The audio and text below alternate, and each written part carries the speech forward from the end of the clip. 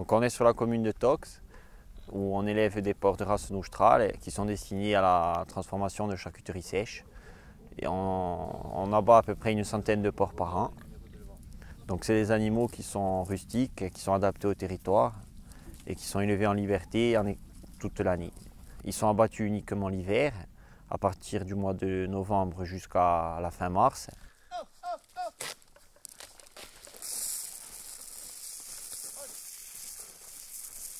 C'est des animaux qui vont avoir un poids carcasse de 100 kg en moyenne et avec une épaisseur de lard importante qui justement va permettre de faire des bons produits de charcuterie sèche.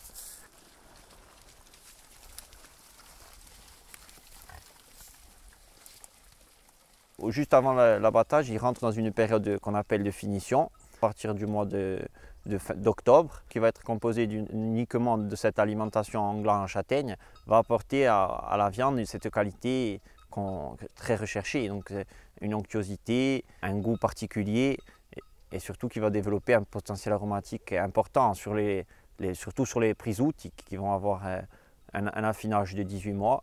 Si on n'avait pas cette période de finition, on ne pourrait pas avoir des produits de charcuterie tels qu'on les a maintenant. Si vous avez des animaux qui sont enfermés, qui sont nourris à l'orge ou aux céréales, ils n'auront jamais le potentiel aromatique que pourraient avoir les produits issus d'un animal qui a eu une période de finition au gland à la châtaigne.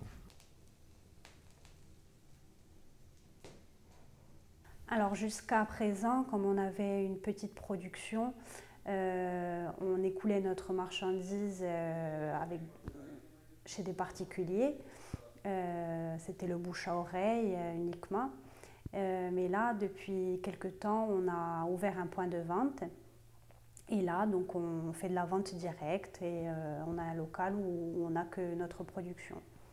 Jusqu'à présent, il n'y avait pas de signe pour différencier la charcuterie artisanale de la charcuterie industrielle. Donc grâce à l'AOC, maintenant les gens de l'extérieur peuvent s'y retrouver.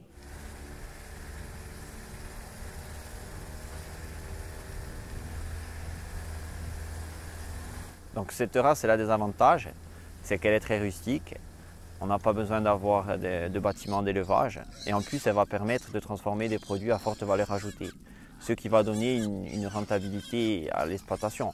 Si on utilisait d'autres races, on ne pourrait pas aujourd'hui transformer des produits en appellation d'origine contrôlée.